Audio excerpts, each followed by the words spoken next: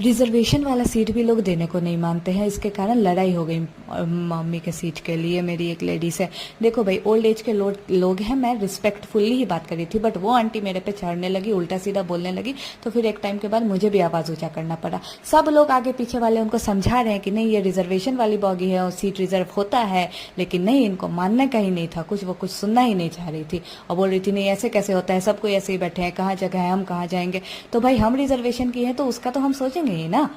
ठीक है, उसके बाद आसपास कोई न टीटी न पुलिस, तो बाहर जाके हेल्प भी किससे लेते। फिर सब कोई उनको समझाया, फिर जाकर वो कहीं मानी और उसके बाद मेरी मम्मी को जाकर उन्होंने सीट दिया और फिर फाइनली वो बैठकर आराम से गई।